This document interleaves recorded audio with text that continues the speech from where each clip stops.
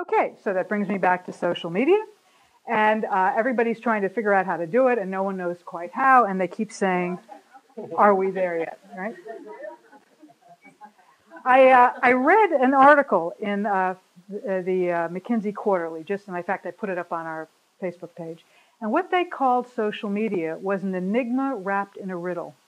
And all of these companies, all of these very senior executives, they have Facebook pages. They're tweeting, and they don't know why. And they don't know what to do with it, and they don't know how to figure out if it's working. That is a real dilemma, and that's the dilemma of being in this tectonic shift that I've been talking about. So now I want to dig into some of the concepts behind how social media works. And I'll do a few concepts with each of the different tools. The first is the social graph. Who has heard of a social graph? Anybody wager a guess? Okay. A social graph simply means a picture of all of your relationships. It's a map. And on the internet, it's everyone and everything that's connected. The person that coined it or made it more of a household name in technology circles is Zuckerberg. And he said, you know, Facebook, all I want to do is be the social graph for everybody. And in 2007 or 2008, when they introduced a platform for applications, they did it with the idea of leveraging the social graph. They wanted to make certain that no one would ever leave Facebook. You could stay there, you could call your friends, you could have conference, you could do anything you wanted. And you could always stay with them. And they thought that was a fine idea. And of course, they scared the living daylights out of Google, which around that time and Google has a real problem. Their strength is search.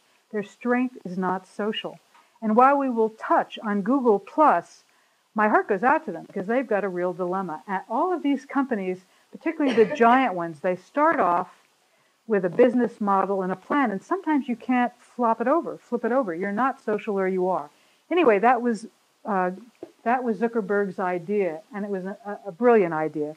And it's what is driving a lot of what's going on today. The underlying theory for social networks is network effects. And the idea is that if I have one phone, I can't do very much with it. But if I have two phones, you and I can talk. And if our friends have phones, we can really get together and we can chat back and forth.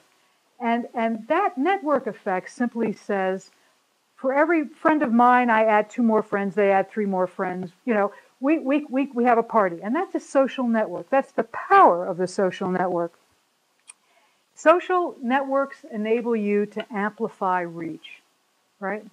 And so when you want to leverage your friends and their friends and their friends and their friends, social networking has a real advantage. There may be other things that you use depending on your business objective. Pierre was talking about the fact that he wanted to go to a very targeted area. Now, Twitter is a tool that sort of broadcasts to the world. But if you know what you're doing on Twitter, you can actually telescope some of it down. Or maybe you want to talk to the world that you know on Facebook, all right? And so, anyway, amplifying network effects is something that is the tool that powers social media and gives us results that we may never have envisioned, whether it was Obama's first election or the Arab Spring or what's been going on in Haiti. It really gets the world involved in trying to get behind an issue. So we talked about the 20/80 rule, which is sort of the rule of marketing.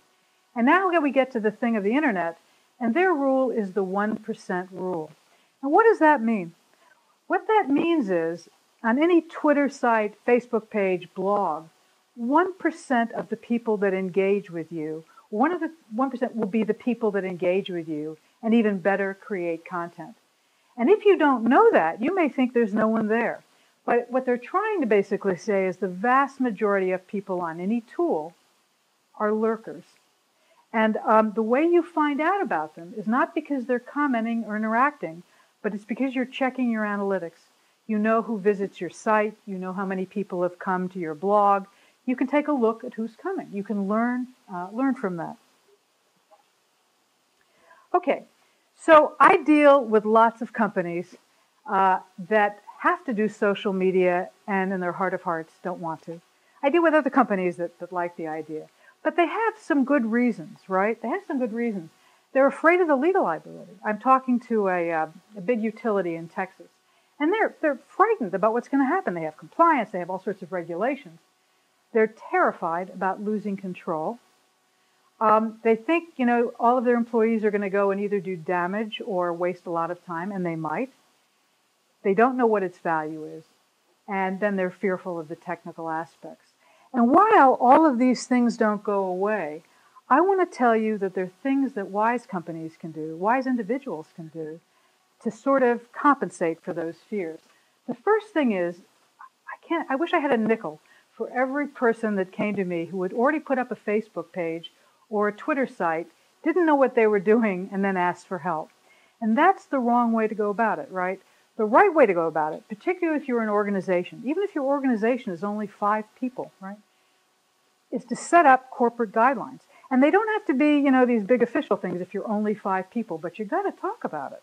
Why? Because some employee wishing you well will go out and say something that you may not want them to say. And this is out of goodness of the heart, right?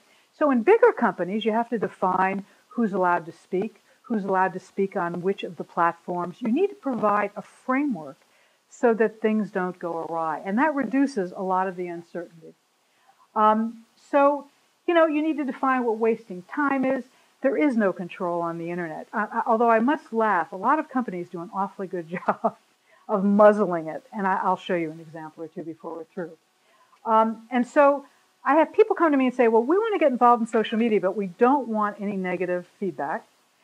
And we don't want any criticism. And, and we don't want any other blogs that come out after us either. And of course, that's impossible, right? But it's not impossible to respond to. And sometimes it can really be an opportunity.